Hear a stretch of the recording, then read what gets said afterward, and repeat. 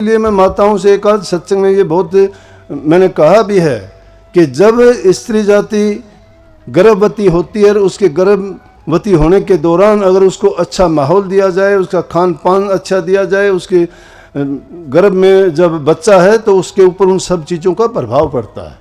आप सभी को प्यार भरे राधा स्वामी जी। देखिए, जो आज का सत्संग का विषय है उसमें महाराज ने बताया कि भक्ति में ही शक्ति है। अगर हम सच्चे मन से भक्ति करते हैं तो भक्ति हमारे जीवन के छल कपाटों को खोलकर हमारे जीवन को पाक पवित्र कर देती है। और साथ ही महाराज ने बताया कि अगर हमारी माताएं बहनें गर्भवती है तो उन्हें अच्छी अच्छी चीज़ें सुननी चाहिए। उन्हें जैसे कि उन्हें सत्संग सुनना चाहिए, क्योंकि जिस तरह का सत्संग सुनेंगे बच्चे के मन पर भी वैसा ही असर पड़ेगा, बच्चा भी वैसे ही गुण ग्रहण करेगा। और साथ ही महाराज ने बताया कि अगर सच्चे मन से भक्ति करेंगे तो हमारे जीवन में और हमारे परिवार में कोई दुख नहीं आएगा। अगर दुख आता भी है तो दुख ठहर नहीं सकता, दुख चला जाएगा। और साथ ही महाराज ने बहुत प्यारी प्यारी बातें सत्संग में बताई है। महाराज ने कुछ बातें कहानी के माध्यम से बताई है। तो चलिए आपका कीमती समय तो सत्संग को शुरू करते हैं। कृपया ठहर के सत्संग को पूरा सुनकर पुण्य भागीदार अवश्य बनिए। इस दिन एक राक्षसी का भी वध हुआ था, एक राक्षस का भी वध हुआ था, और एक भगत का जो प्रभु की भक्ति में दृढ़ता से विश्वास करता था और उन्होंने सिद्ध करके दिखाया कि सत्य की जीत होती है, धर्म की जीत होती है, अधर्म की हार होती है। पापी को अपना पाप का फल भोगना पड़ता है और जो सहन कर लेता है उसको तो उसके बदले में खुशी मिलती है। ये होली का त्यौहार पुरानी परंपरा है, आप सभी इसका बारे में जानते हो। गांव-गांव में होली मनाई जाती है, बनाई जाती है। लेकिन फागुन मास के बारे में थोड़ा बताऊं। सब संतों ने कहा है, फागुन मास की महिमा गाई है, लेकिन मतलब एक प्रतीक इंसान के चोले के रूप में जीवन के बारे में प्रस्तुत किया है। संतों ने कहा कि मानस चोला, ये मनुष्य का जीवन फागुन मास है, और इस फागुन मास में इसको पाके हमें जो कार्य करना चाहिए, खुशी खुशी से अपना जीवन बिताना चाहिए। किस प्रकार से हमें प्रेम से, सद्भावना से और दूसरों के लिए सेवा और उनके विश्वास को प्राप्त करके खुशी मनानी चाहिए। ये होली का त्यौहार दोनों तरह से, एक जगह तो वाणी आप रोजाना गाते भी हो, सुनी भी होगी, अगर गाई नहीं तो, कि मेरे पूर्ण पुछले भागरे गुरु आन मिले फागुन में। वो फागुन महीना नहीं है, वो फागुन का महीना इंसानी जीवन है। क्योंकि 84 लाख योनियों में हम जन्म लेते मरते, अनेकों जन्म लिए, अनेकों बार मरे, दुनिया में आए गए, कभी किसी रूप में कभी किसी रूप में। लेकिन इंसान का चोला जब मिला तो इसको कह दिया कि अब गुरु मिल गया हमें। ये फागुन मास है, इस जीवन को फागुन मास कहा कि अभी हमें गुरु मिल गया। अब गुरु मिल गया तो गुरु से नाम की दीक्षा लेके उनके साथ वो होली खेलो। रंग कब बखेरते हैं एक दूसरे पर? जब खुशियां मनाते हैं। आप तो देखते होंगे ब्याह शादियों में सगाई होती है तो रंग छिड़कते हैं एक दूसरे पर, खुशी है वो। इलेक्शन जीत जाते हैं तो गुलाल रंग उड़ते हैं कि नहीं उड़ते? इसी प्रकार से इस होली के दिन ये गुलाल और रंग भी उड़ाने का अवसर क्यों माना और क्यों आया? कि हम कहते हैं कि इंसान का चोला मिल गया, गुरु मिला हमें, और गुरु से नाम मिला, सत्संग मिला, हमारे जीवन का कल्याण हो गया। इसलिए इससे बड़ी खुशी क्या होगी? इसलिए हम खुशी मनाएं और रंगों की होली खेलें। ये बात स्वामी जी महाराज की सार वचन में अनेकों वाणी ऐसी हैं कि सुरता अपने पिया के संग होली खेल रही, कि सुरता होली खेल। सुरता इस जीव को कहा गया है, आत्मा को कहा गया है, और कहा है कि सतगुरु के संग में होली खेल। ये दुनियादारी की होली खेलने से, रंग छिड़कने से तो हो सकता है कि कोई ना कोई हमें नुकसान हो जाए, खुशी खुशी में होते भी हैं कई बार, कई बार लापरवाही में हम ज़्यादा ही कुछ ऐसा कर बैठते हैं कि जिसके कारण कई लोगों को तकलीफ़ हो जाती है। कोई गलत रंग डल जाता है, कभी आंखों में गिर जाता है, कभी और किसी प्रकार से कोई ना कोई ऐसी घटना हो जाती है जिसके कारण खुशी दुख में बदल जाती है। लेकिन वो तो खुशी के लिए ही जाती है। अब रही बात आज के दिन की, हमारा बच्चा समझता है कि विशेष रूप से आज का दिन ये अपने आप ही, ऐसी घटना आज तक हुई नहीं थी। होली के दिन कभी सत्संग नहीं किया, पहला रेवाड़ी में ही हो रहा है जी महाराज जी। लेकिन इस दिन का भी एक विशेष महत्व है होली का, कि होली का क्या था। आज का होली का दहन है। होली का कौन थी? वो पुराने जमाने में दो भाई थे, हिरण्याकश्यप और हिरण्याकुश। वो अपने माँ बाप के तीन ही पैदा हुए थे, दो भाई थे, एक उनकी बहन थी होलिका। तो बड़ा भगवान थे, अवतार थे विष्णु के। उन्होंने हिरण्याकुश के भाई को, उसको जब मार दिया तो हिरण्याकश्यप को बड़ा दुख होया और उसने उसको सजा देने के लिए भक्ति करी।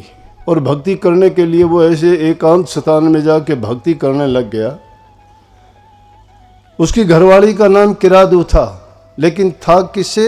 ये राक्षसों के कुल से थे।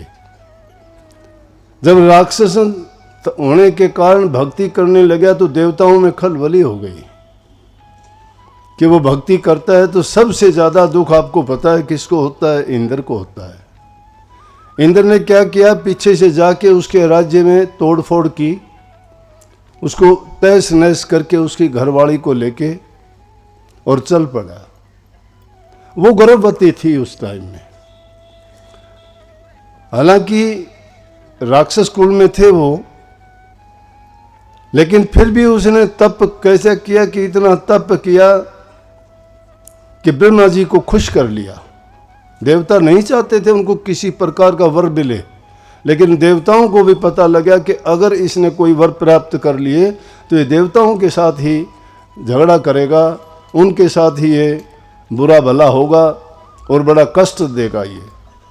क्योंकि दुष्ट प्रवृत्ति का चाहे कोई भी हो, उसकी प्रवृत्ति ये बन जाती है, वो कभी अच्छा करने की सोच ही नहीं सकता। उसके दिमाग में शैतानी चीज़ आती रहेंगी और वो बुरा ही सोचता है, बुरा ही करता है। इसीलिए उसको अधर्मी, राक्षस, पापी, दुष्ट, नीच ऐसा कह के हम पुकारते हैं या बोल देते हैं। लेकिन इंद्र ने जब उसको पता लगा कि भक्ति करने के लिए वो गया हुआ है और उसको लेके उसकी पत्नी को और सब तहस नहस करके उस हिरण्याकुश की पत्नी किरादू को लेके चल पड़ा। लेकिन नारद जी रास्ते में मिल गए। देखो, जहाँ कहीं भी अन्याय होता है, ये प्रभु की बनाई हुई सारी दुनिया है, लेकिन जब भी वो देखता है कि जब उनकी रूहों के साथ कोई अन्याय होता है, जुल्म होता है, तो वो किसी न किसी रूप में प्रकट होके उन दुखों को दूर करने के लिए आते हैं। इसीलिए महाभारत में भी ये बात आई है कि जब जब भी इस धरती पर पाप, अन्याय और जुल्म बढ़ते हैं, जब धर्म की हानि होती है, अधर्म फैल जाता है, पाप कर्म फैलते हैं, तो वो मालिक खुद कोई किसी न किसी रूप में आके और उन लोगों को सजा देते हैं। ब्रह्म के अवतार आए 10 ने यही काम किया, राक्षसों को सजा दी। लेकिन अंतर है संतों में और उनमें। संतों ने किसी को भी सजा नहीं दी, उन्होंने सिर्फ सुधार का रास्ता अपनाया, ना किसी को श्राप दिया, ना किसी का बुरा किया। उन्होंने तो उनके लिए भी हमेशा मालिक से यही मांग की कि प्रभु इन दुष्ट लोगों की बुद्धि को ठीक कर दे, ताकि ये भी अच्छे इंसान बन जाएं और पाप कर्म करने से बच जाएं। उन्होंने कभी किसी को दुख नहीं दिया, कष्ट नहीं दिया, कभी किसी को श्राप नहीं दिया, चाहे उनके साथ उन्होंने कितना भी जुल्म किया, पाप किए।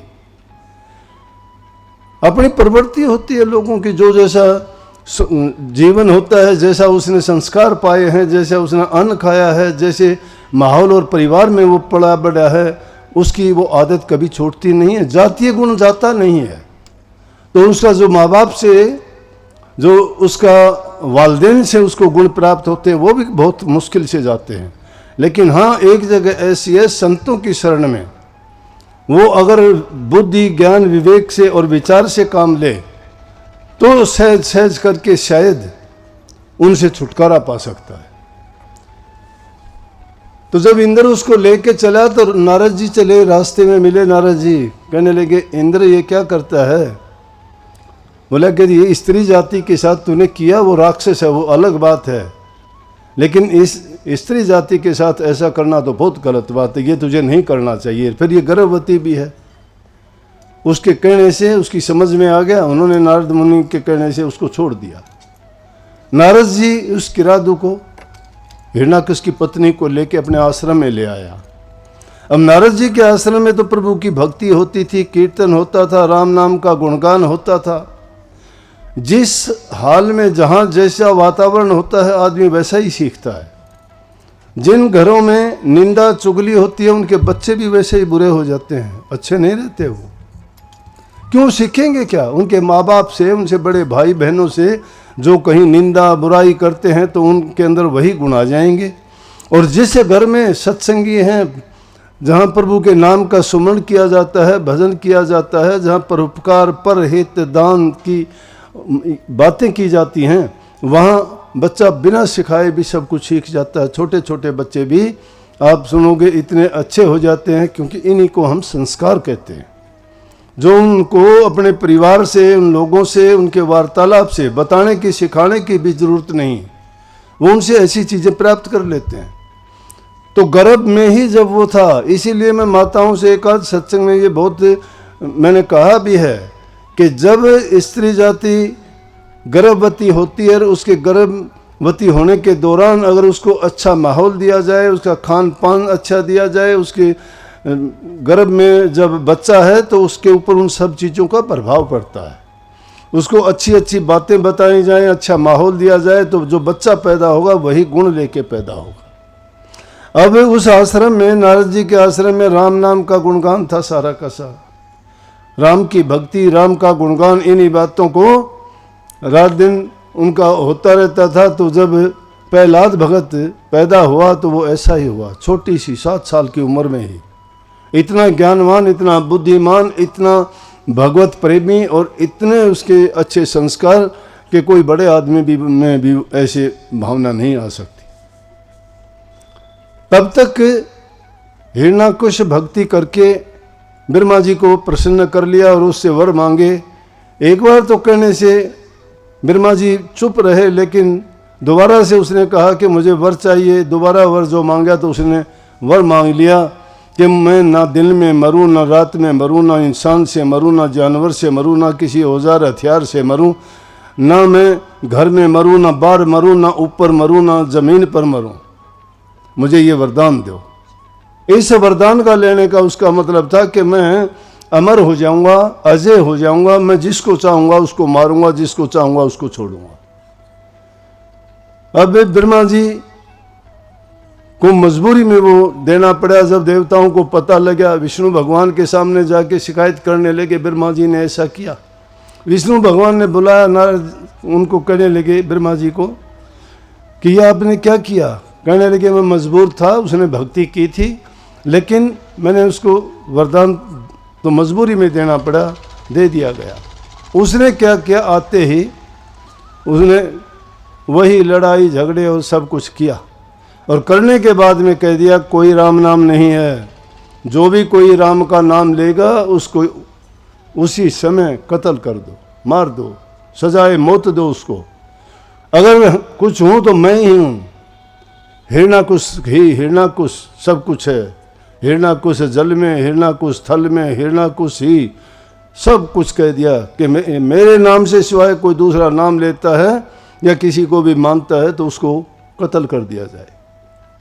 सब डरने लगे, जो भी उसके विरुद्ध करता है ऐसा उसी को मार देते। साधु सन्यासी भगत लोग राम का नाम लेने वाले नहीं रहे। लेकिन जब जुल्म की हद बढ़ जाती है, पाप की हद बढ़ जाती है, तो समझो कि उसका भी अंत आता है, और उसका अंत का कारण बनता है। और वो अंत का कारण हिरण्याकुश के घर में ही पैदा कर दिया परमात्मा ने। देवताओं ने जब अर्ज की तो कहने लगे चिंता ना करो, उसका इंतजाम हो रहा है। और वही हिरणा कुछ 7 वर्ष की उम्र में स्कूल में बैठा दिया। अध्यापक बड़ा खुश होया कि राजघराने का बच्चा आया है, अच्छी फीस मिलेगी, मुझे बहुत इससे तोहफे मिलेंगे और मेरी कई सालों की गरीबी भी दूर हो जाएगी, ज़िंदगी बसर खूब खुशी से होगी। राजघराने का बच्चा पढ़ने आया है। जब पढ़ने को दिया, उसको ए आ उड़ा उड़ी सिखाई, उनको नहीं सीखा उसने। सबसे पहले कहा कि राम का नाम लो, कि कहो राम का नाम कहाँ से, उसको तो लेने ही नहीं देते थे, तो कहा कि बोलो कि हिरणाकुश जिंदाबाद। उसका बच्चा ही नहीं बोला, सब बच्चे बोलने लगे। बोले कि भाई 2 बार 4 बार उसने देखा ये तो नहीं बोल रहा, पहला तो नहीं बोलता, और सब बोले कि बेटा तू क्यों नहीं बोलता। बोले मैं उसकी जय क्यों बोलूं, कि आप तो कहते हो जल में वही, थल में वही, हिरणाकुश ही सब कुछ है। हिरणाकुश थोड़ा सब कुछ है, सब कुछ तो परमात्मा है। और ये कहते ही उसको तो वो डर लगा, कोई सुन लेगा तो राजा तो तुझे ही मरवा देगा। बहुत समझाया लेकिन नहीं माना, परेशान होके जाके हिरणाकुश के सामने कह दिया, जी मैं बहुत परेशान हूँ। बोले कि क्या बात, कि जी आप तो कहते हो कोई नाम ना ले, लेकिन कहते हुए भी मुझे थोड़ा डर लगता है कि आपका लड़का ही आपका नाम नहीं लेता, वो कहता है राम का नाम लो, सब कुछ राम है। बुलाया गया। अब ये देखो कि धर्म में कितनी शक्ति है। भक्ति में शक्ति को पहचानने की कोशिश करो। आप भक्ति के रास्ते पे चले हो, छोटी मोटी घटनाएं आ जाती हैं, घबरा जाते हो, मुकाबला करने की हिम्मत नहीं होती। मुकाबला करने की हिम्मत रखनी चाहिए। अगर आप में वो सामर्थ्य नहीं है तो आप अपने उसमें कामयाब नहीं हो सकते। उसमें कामयाबी के लिए क्या है कि उसके बराबर होके कोई झगड़ा करने की बात नहीं, बर्दाश्त करने में सब कुछ है। तुम अगर बर्दाश्त करके देखोगे तो उनका ही अंत आ जाएगा जो तुम्हारे साथ बुरा करते हैं। वो खेल तुम्हारा देखना चाहते हैं, उनको अपना ही खेल दिखाना पड़ जाता है। सत्संग को पूरा सुनने के लिए आपका बहुत बहुत धन्यवाद। हम आशा करते हैं आपने सत्संग को बड़े ध्यान से सुना होगा। तो जैसे पहले सत्संग जी आपने सत्संग सुना, महाराज ने बताया कि अगर माताएं बहनें गर्भवती है तो उनको सत्संग सुनने की अति आवश्यकता होती है, क्योंकि वे जिस तरह का माहौल में रहेंगी, जिस तरह वो सुनेंगी, बच्चा वैसे ही शिक्षा ग्रहण करेगा। अगर वो सत्संग सुनती है तो बच्चा भी सत्संग के जैसे जो गुण होते हैं वे उनको ग्रहण करेगा और एक अच्छा इंसान बनेगा। तो कृपया इन बातों पर आप अमल अवश्य कीजिए। और जैसे ही महाराज ने बताया कि भक्ति में ही शक्ति है, चमत्कार कोई नमस्कार है। जो इंसान सच्चे मन से भक्ति करता है उस व्यक्ति के जीवन में दुख नहीं आते, उस व्यक्ति का जीवन खुशहाल होता है और वह व्यक्ति अपने जीवन में, अपने कार्य क्षेत्र में सफल होता है। तो जैसे महाराज ने हर बात विस्तार पूर्वक समझाई है, तो कृपया इन बातों को आप अपने जीवन में अवश्य उतारिए और अपने जीवन को सार्थक, सफल और सुखमय अवश्य बनाइए। वो साथ ही अगर आपको सत्संग अच्छा लगा तो कमेंट बॉक्स में राधा स्वामी लिखकर पुण्य भागीदार अवश्य बनिए। मिलते हैं जल्दी एक नए और बहुत ही प्यारे प्रवचनों के साथ। तब तक के लिए राधा स्वामी।